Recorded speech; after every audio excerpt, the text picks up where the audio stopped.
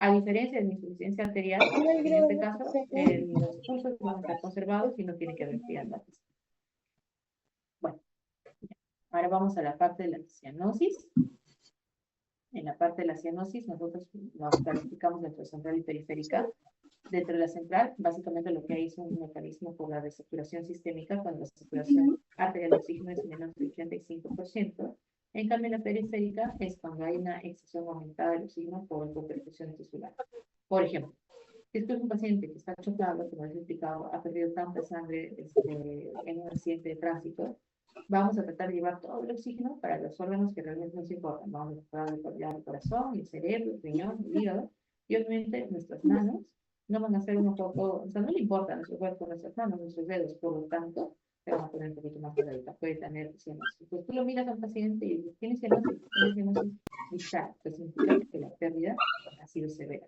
Pero no solamente puede ser por eso, sino que también puede ser si es que tú tienes subes a una ciudad de altura donde hay menor presión de oxígeno, pues igualito, vamos a tratar de extraer todo el oxígeno para llevarlo a diferentes puntos. Y por eso cuando ustedes suben, dicen, mis manos se han puesto moradas. Entonces, la localización en el caso de la central va a ser mucosas, lengua, labios, y a veces puede haber de manera generalizada para pacientes livedo reticularis, nosotros lo llamamos, pero siempre fíjense, mucosas, lengua, labios. En cambio, en la localización, en la periférica, puede ser en extremidades, especialmente a nivel distal, en los dedos y en los lóbulos auriculares, ¿no? Y esto también va a respetar la mucosa.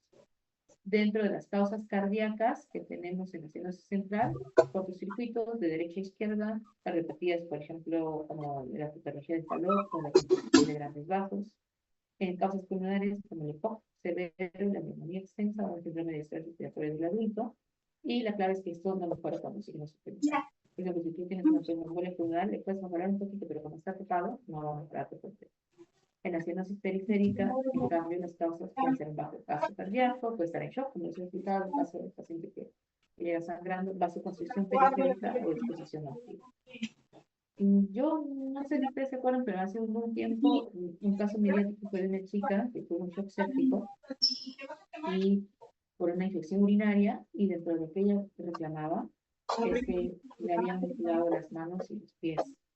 En defensa de los médicos, o sea, si tenías un shock severo, tú tienes que tener algunos fármacos, como noradrenalina, para que fuerces a que suba la presión. Pero nuevamente, si vamos a tratar de llegar con mayor oxígeno, vamos a tratar de hacerlo a los órganos que nos van a salvar la vida.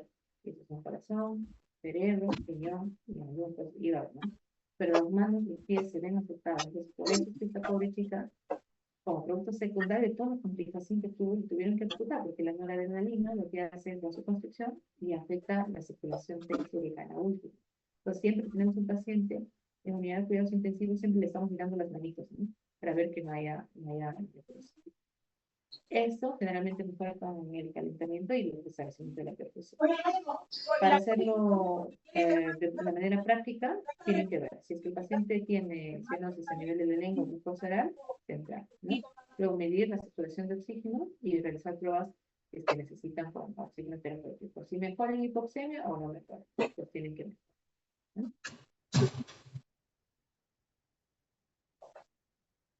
Luego, dentro de la clasificación de la falla cardíaca, dentro de la MIJA, es una herramienta que nos va a ayudar a mirar el pronóstico. Tenemos de la clase 1, 2, 3 y 4. ¿No? La 1 es los pacientes que han tenido un infarto agudo de miocardio o algún daño tanto en la estructura o en la funcionalidad que no tiene limitación, ¿no? Hacen sus actividades de manera normal, no produce fatiga, palpitaciones. El paciente está sintomático, pero tú sabes, tiene un daño. O sea, por ejemplo, hay un síndrome que se llama del corazón roto. Te dicen así porque generalmente dicen, cuando te rompieron el corazón, cuando estabas muy enamorada y te destrozaron el corazón, tu corazón sufrió mucho y quedó con alguna lesión. Bueno, eso también tiene una explicación, pero no es necesariamente porque te rompan el corazón, sino cuando hay muchas situaciones de estrés o cuando has estado bajo una noxa, por ejemplo, cuando hay miocarditis y todo eso, el corazón, la parte apical puede dejar de latir. Sin embargo, el paciente hace sus cosas normal, pues tú dices un hija uno, ¿no? No tiene ninguna repercusión. Lo miras después del tiempo y como se va recuperando, puede recuperarse si es que es realmente transitorio, vuelve a su normalidad y En la clase 2 es cuando hay una limitación leve. Acá la clave semiológica es que usted le pregunte. ¿Y usted puede hacer sus cosas habituales normal? ¿Sí o no? ¿Es cosas habituales, mayores a las habituales, menores habituales o no? Si te dice, sí, yo puedo hacer mis cosas, pero por ejemplo, antes yo subía las escaleras y ahora ya no. Entonces, eso sí es una clase 2. Limitación leve. Síntomas con actividad física moderada. Los que él hacía normalmente. Caminar, escuar, subir escaleras. Eso. Pero cuando está en reposo, está bien. La clase 3, él dice, no, yo voy a cambiar totalmente mi vida. Si puede hacer más cosas, ya voy a no. Con la actividad mínima, por ejemplo, irse de acá al baño, o no sé, pues, intentar bailar algo, ya, se cansa todo. Pero todavía en el reposo le falta un poquito el aire, pero él dice que no lo limita tanto. Y la 4 es cuando ya, incluso en el reposo, cualquier actividad como comer, peinarse, le falta el aire. Es una limitación severa y ya ese necesita una evaluación para ver. La mayoría de nuestros pacientes que en la clase 2, ¿sí? Los dos lo tenemos. ¿Para qué te sirve esto? Si a este paciente le da un infarto, tú tienes que saber cuál es su basal. Y a esto es de lo que vas a apuntar. En la recuperación vas a apuntar a que llegue a su clase 2, ¿no? No que mejore quizás, pero mínimo tiene que llegar a esto. Y acá, la relevancia pronóstica correlaciona directamente con la mortalidad, la hospitalización y la calidad de vida. Proyecto independiente de supervivencia y respuesta al tratamiento. Por eso ¿no? Nosotros siempre tenemos que mirar dónde está el paciente y hacia dónde va. ¿No? No queremos que avance, queremos que por lo menos llegue al mejor estado. Y, bueno, ya dentro del examen físico cardiovascular, tanto la auscultación cardíaca como S1, S2, normales, S3, S4, focos cardíacos, sistólicos, diastólicos, roces pericárdicos, la presión venosa yugular, lo que va a ser la estimación de la presión venosa central, que puede estar elevada en infiltración en falla cardíaca derecha, con infiltración yugular, reflujo patológico, ondas ACV patológicas, que ya las conocemos más o menos. Los pulsos arteriales, siempre miramos la simetría, la amplitud, el contorno, si es que es parvus tardus, que nos podría indicar algunas cosas como estenosis aórtica, porque no hay un buen drenado. Un pulso célero, el martillo, que indica insuficiencia aórtica, un alternante, que es disfunción del ventrículo izquierdo, paradójico, que puede haber un taponamiento como lo que les explicaba. ¿Se acuerdan, no? La caída de mayor de 10 milímetros en sistólica fue la expulsación pulmonar. Si es que se llenó de líquido el pulmón, vamos a escuchar estertores o créditos vivasales, que generalmente es el pulmonar. Generalmente, esto se falla cardíaca, ¿no? Porque son vivasales. Si fuera directo solamente de un lado, estaríamos en una neumonía. Si hay sibilancias, asma, ¿no? Asma, y esto puede ser incluso asma cardíaca, por lo que tenemos que mirar, ¿no? No todo lo que silba, como les explico a los chicos, es asma, un broncoespasmo y otro porque se ha llenado de líquido y no puede.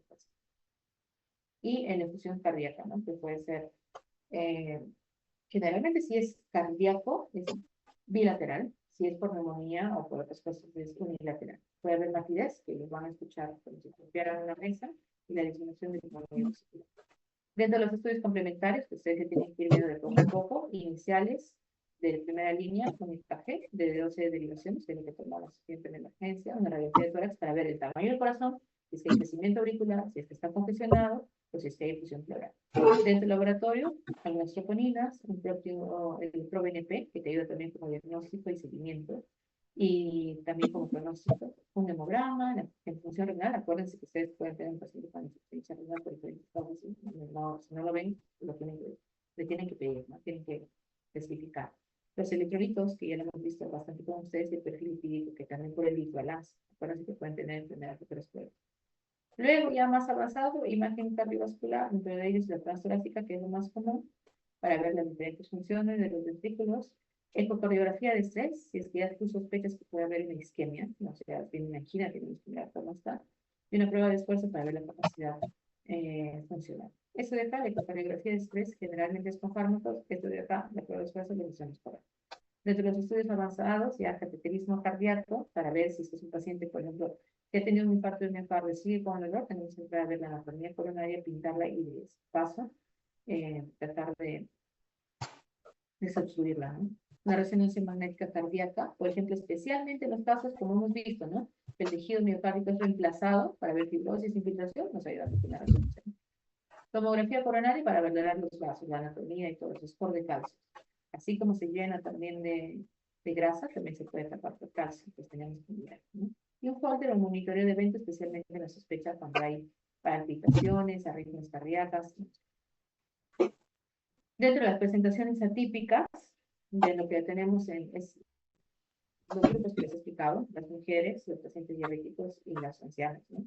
Las mujeres hacen síntomas atípicos de síndrome coronario agudo, pueden tener náuseas, dolor en epigastrio, cansancio, disnea, pero no necesariamente cuando, o sea, se bate el aire, pero no le duele el pecho, ¿no? Generalmente hay una prevalencia de la angina microvascular, lo que la diferencia, ¿no? Los pequeños vasos que pueden estar dañándose, y en ellos es generalmente con una fracción de eyección preservada que es mayor del 50%, ¿no? Que la de los puede haber una subestimación diagnóstica y retraso terapéutico, por eso es que yo siempre digo, ¿no? Para en la emergencia, si tiene una mujer que viene con falta de aire, no la ves muy bien, ¿cómo lo tiene que hacer? Por lo menos para saber cómo está su desarrollo, que no haya nada mal, ya no así, pues sí está. Los diabéticos, acuérdense que hay neuropatía autonómica cardíaca y eso va a hacer que haya isquemia silente, por eso les decía, no va a venir con el tipo de dolor de pecho, puede venir con algún equivalente, puede haber, por ejemplo, puede venir confuso, con sensación de falta de aire, puede venir sudoroso, ¿no? Con debilidad o puede venir con hipotensión, ¿no? La ausencia del dolor torácico típico, hasta un 30-40% de los pacientes, generalmente en niños es multivasio, lo cual dificulta su movimiento, ¿no? Y en los ancianos hay síntomas atípicos, inespecíficos, como confusión, caídas, debilidad generalizada. Generalmente también pueden tener infartos silentes y por eso necesitamos cuidarlos, ¿no? Y como conclusión, básicamente lo que les quería compartir el día de hoy para acabar, es que nosotros tenemos la historia clínica y la herramienta más poderosa que ustedes pueden tener, ¿no? Una buena anamnesis va a orientar el diagnóstico en un 80%. El 20% lo complementa entre el examen físico y algunos exámenes de laboratorio. Por eso es que el médico peruano es bueno, porque nosotros hacemos bastante enfoque en la historia clínica. Yo no soy clínico de los Estados Unidos, era más o menos sencillo, enfocaban al paciente y decían, ya, puede ser esto, y marcaban todo lo otro. Entonces, todo lo que salía rojo, ya, por ahí se enfocaba. Pero acá es a la inversa, nosotros no tenemos muchas cosas, entonces lo que de herramienta más poderosa que tenemos es el cerebro. Vamos al paciente, miramos qué puede ser las posibilidades diagnósticas y dentro de las posibilidades diagnósticas, cuáles son las más probables y a eso le apuntamos y le pedimos. Generalmente le atinamos. Cuando ya es muy difícil, necesitamos hacer más exámenes, pero sin la historia clínica no se puede hacer, ¿no? Los síntomas que pueden ser atípicos son comunes y clínicamente relevantes, especialmente en estos grupos, en mujeres, en diabéticos y ancianos, que no van a presentar la sintomatología típica. Y nosotros tenemos que no podemos descartar que se trate de una enfermedad cardiovascular ante presentaciones específicas. Luego recordar que la clase funcional es lo que va a ayudar como predictor pronóstico, ya que tiene un impacto tanto en cómo va a tener sus actividades físicas el paciente y a nivel de la mortalidad, ¿no? Además sigue para una guía del seguimiento del paciente en consultorio, ¿no? Y luego, lo que más les decía a ustedes, que tienen que integrar la fisiopatología con los hallazgos clínicos que pueden tener estos pacientes, lo que va a permitir interpretar tanto sus síntomas, predecir complicaciones que puedan tener, ¿no? Y planificar un tratamiento integral de manera racional, ¿sí? Entonces, nuevamente, el tratamiento fisiopatológico va a ser la base fisiológica de todo médico, ¿no? Listo, para ver un paciente con enfermedad cardiovascular, no solamente necesitan conocimiento, sino también una práctica continua de ello y el pensamiento crítico. Listo, chicos. Listo. ¿Dudas, preguntas? Solo sobre el PPT, más o menos cuándo lo llegaría a mandar a Blackboard. Se los voy a mandar hoy día, chicos. Pero pensaba que me iban a preguntar del tema. Lamento mucho que sea esta la pregunta. En verdad, yo hubiera pensado que me hubieran preguntado algo más del tema. Pero no se preocupen, a la verdad se la va a llegar a ahí. Listo, chicos. Muchas gracias. Nos vemos.